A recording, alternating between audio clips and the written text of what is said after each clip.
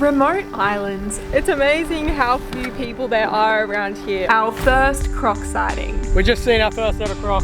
Cheeky bugger. Before setting off in absolute glass and realizing we really should have got more diesel when we had the chance.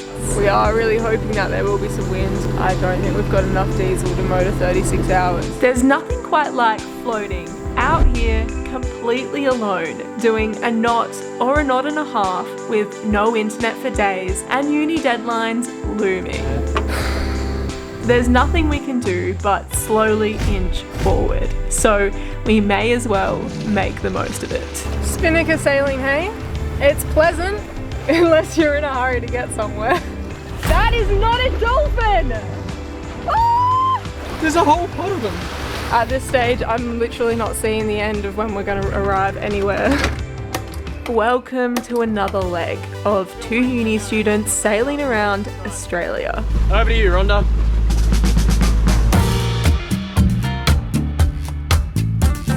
We are in the Wessels, the chain of islands here in the top end of Australia.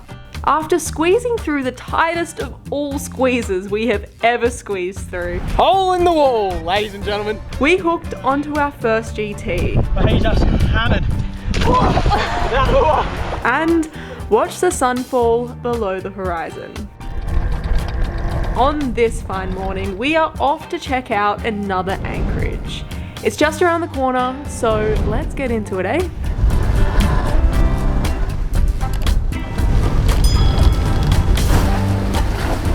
So we've just lifted anchor and we're cruising down to another little anchorage. This is Gurlia Bay on Wessel Island.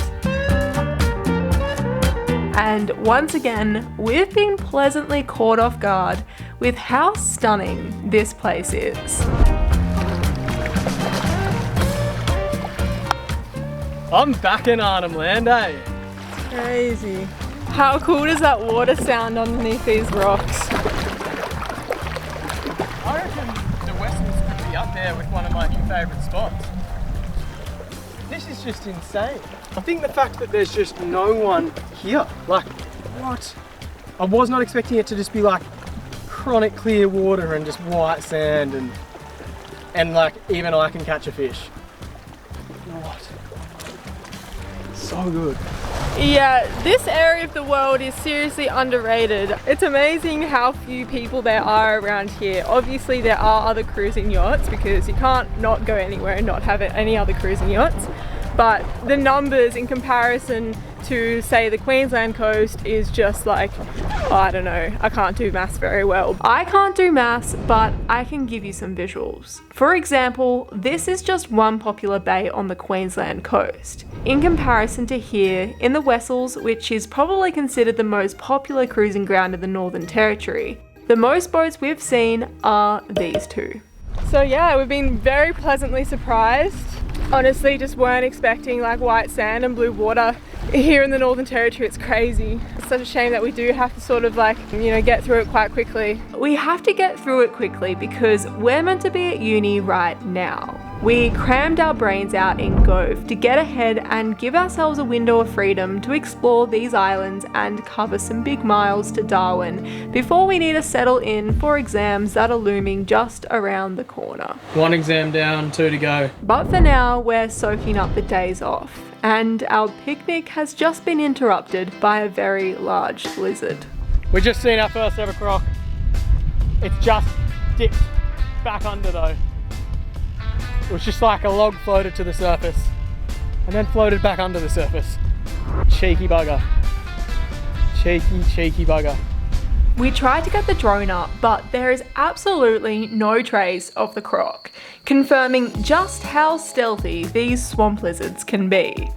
We've been sitting here on the beach for a couple of hours and we've just noticed him. Pretty sure we've just seen our first croc. It's definitely a croc. Crocs are an ambush predator, preferring to watch you and learn your moves before striking. So we wonder how long we've been a part of this guy's plans. With him lurking, we're not keen to get in the tender just yet. So now is a perfect time to introduce this week's video sponsor. You can be rest assured that we're never going to be sitting here selling you aluminium Japanese authentic chef knives that are made in China. I promise you that.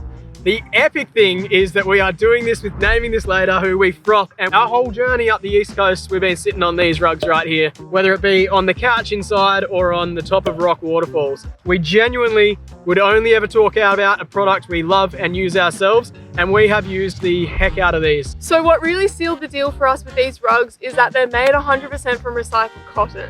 Which, in a world of fast fashion and waste as far as your eyeballs can see, is an epic initiative, and I can't commend Naming This Later more for that. Not only will they add vibrance to any space, but we can guarantee you'll also be the life of the picnic wherever you take one of these rugs. Yep, definitely don't be afraid to get these dirty because you can just throw them in the washing machine later. Except we don't have one of those. Luckily, we can get them mostly clean just by shaking them. The only problem is that if you're indecisive like me, they come in a range of different colours and it'll take you forever to choose. But as a little positive on that, they're all reversible, so you get 2 for 1. And if you use our code SLIMANDSOAP, you'll get $15 off your order. The link is in the description below. We have a long way to drag this tender. It is very hot. Alright, let's do this.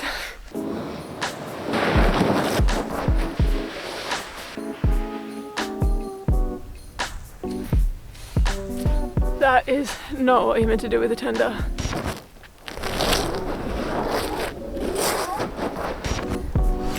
For a lot of people, the Northern Territory is all about heading up croc-infested creeks for barra fishing and crabbing.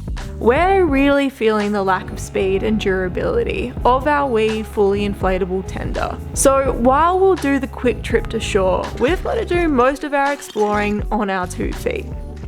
We're definitely getting a bit sus of crocs. We know they're for sure here. But you're off to get a barra, aren't you, babe? We used to refer to our tender as the General, but more recently it's taken on the new name of the Croc Platter, or Chew Toy.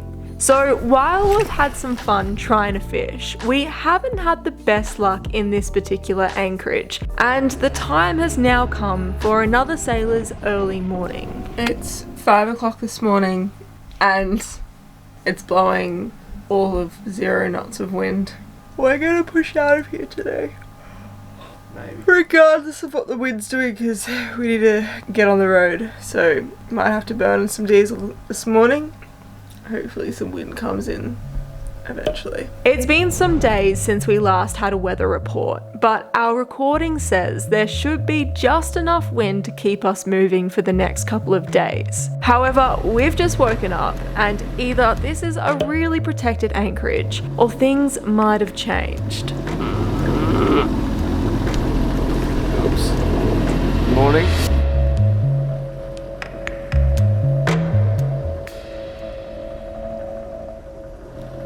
So we've got 175 miles in front of us. I'd say today, but it's going to be today, tonight and tomorrow.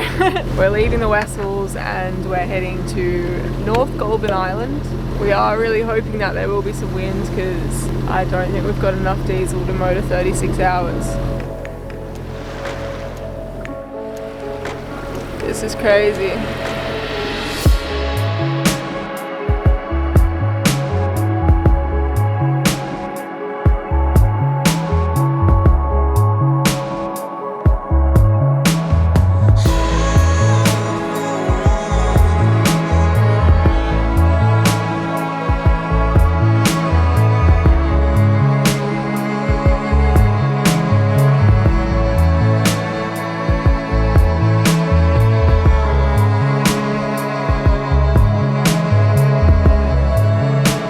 We started motoring today thinking this glass was just a morning event and surely the wind would kick in with the sunrise. It's getting closer to midday now, and although signs of wind have crept in a few times, giving us hope, they have crept back away just as quick. I think the biggest gust we've seen today has been 4 knots, and that lasted not very long at all. Days like this out here on the ocean are pretty magical. as the water blends in with the horizon and the boat sits dead flat while gliding through the jelly-like water. Nothing new to report. It has been a couple of hours. It's still very glassy. As you can see, we just saw a stick floating past and it looks like it was legit floating in midair. It was pretty cool. But Simon's making quesadillas. Making quesadillas. I haven't got my Mexican hat on. Hello! Quesadilla! Cha-cha in the kitchen, huh? In la cocina. Pretty good. This is pretty El Chacho. Soph asked me yesterday what El Chacho means. I was like, nothing. I don't think it means anything.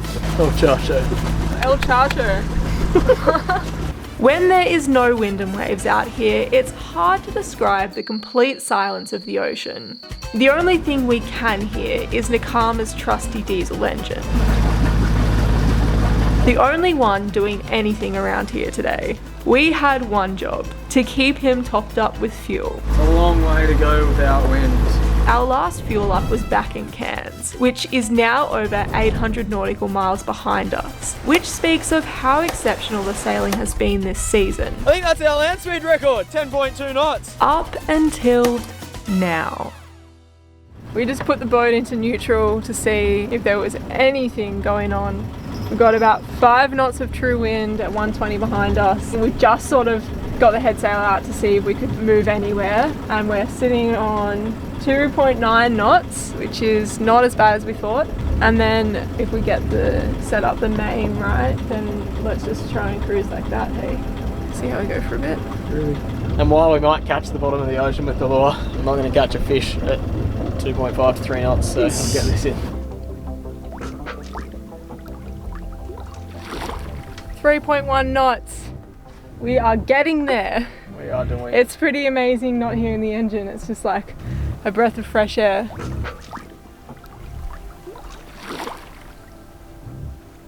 It's so silent.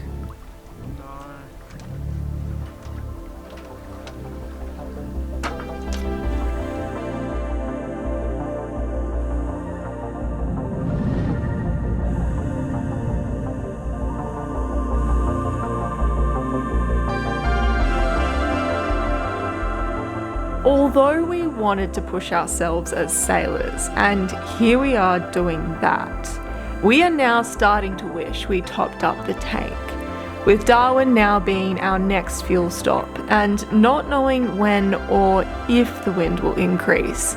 We're feeling a little bit anxious about the situation we've put ourselves in.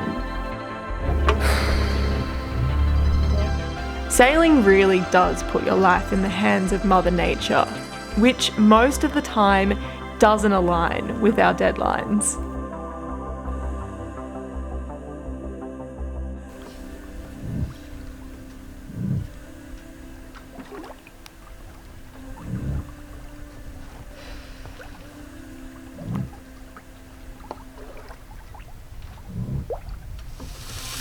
What's Chef and Jeff? I'm making a smoked tuna creamy pasta. Someone in the Anchorage gave us some smoked tuna yesterday and I thought I'd make a pasta out of it. So yes, that is what's brewing. Smoked tuna. I'm a fan of it. I think it's that good that I think I'm gonna have to buy some wood chips for all the tunas I'm gonna continue to catch. Yes, it was really nice. Oh, at this rate, it's gonna be a very slow trip, hey? Gonna be longer than our golf crossing. The smoking just went through all the pasta. Good. Very good. Epic. Yeah, we should definitely try and smoke some fish. Great fish smoker for sure. Fish smoker. So, me and Soph are just setting up a little movie outside. We've got cushions and everything, it's a full cinema. But that's besides the point. The wind just picked up to 7 knots. We're doing 3.9 knots.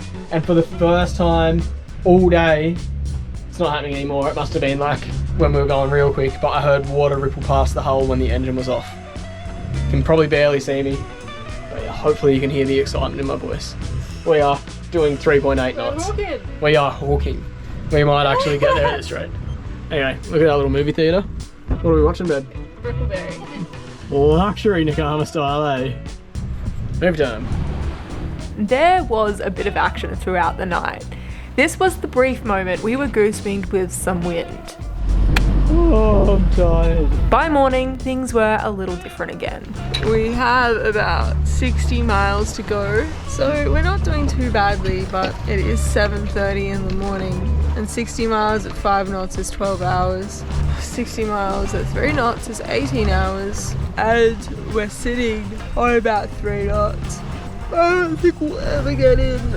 Oh my god. I'm talking like I've been hit by a bus, because that's exactly how I'd explain how I feel right now. Incrementally sleeping absolutely rattles you on the first night back into doing watches. We goose-winged in the night. That was good for a while. We had about 10 knots pick up behind us, so we goose-winged and we did alright. Then the wind changed again, so we jibed the main over. And when I could actually lift a finger, I got slimmer, so we could set up the spinnaker. Nakama has a symmetrical spinnaker, which means we also need to set up the pole.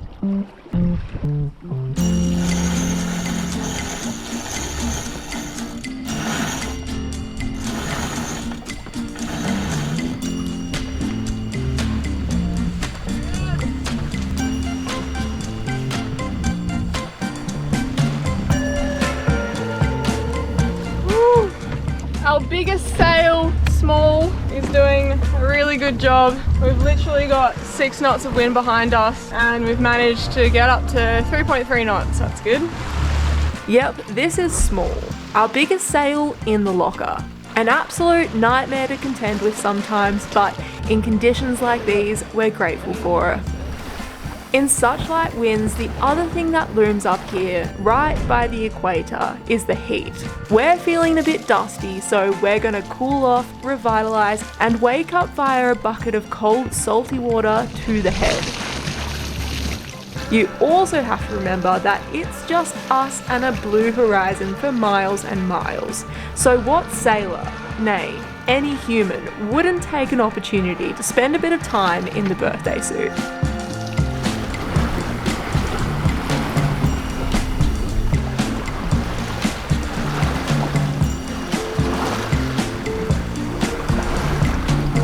Spinnaker sailing, hey?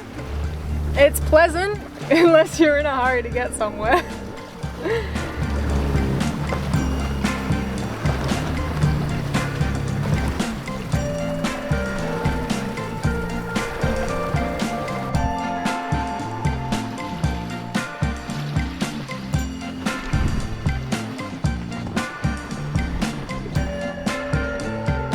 Do you want to start pulling the sock down and I'll check the lines from here?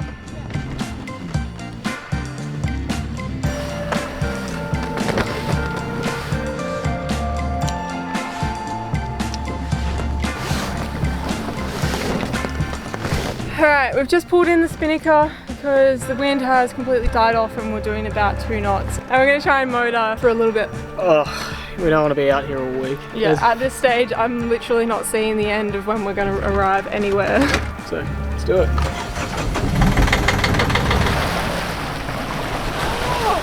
Are they? Just missed it. They're whales, eh? Yeah, they're pilot whales. Our increase in boat speed seems to have attracted some friends of the ocean. Massive dolphins! Oh, there's so many of them! What?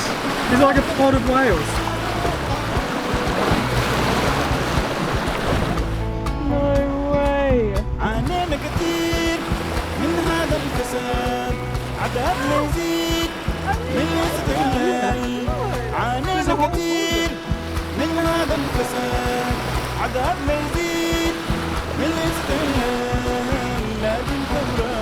I can hear them talking, babe. Really?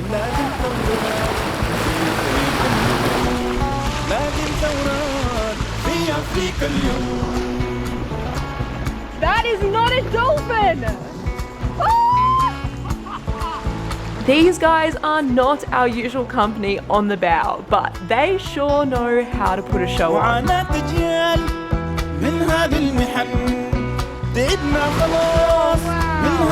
So we're pretty sure these are pilot whales. They're like big black dolphins, but they're definitely not a dolphin because they're just that big. But they kind of play like a dolphin, obviously, but I don't think they are dolphins. They're definitely a whale.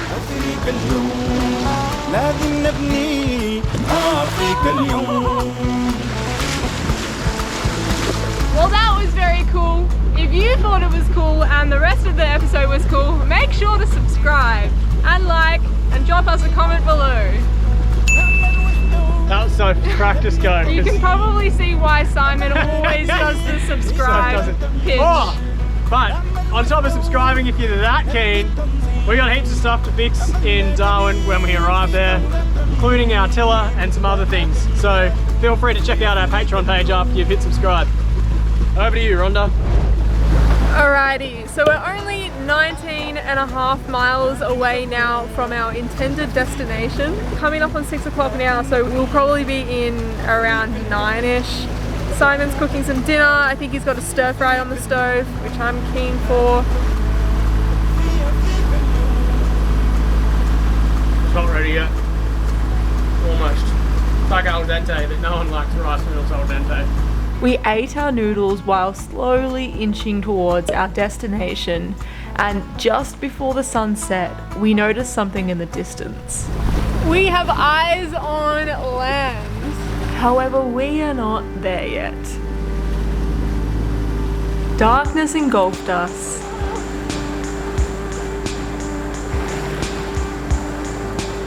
And finally, we crept along the island into Mullet Bay.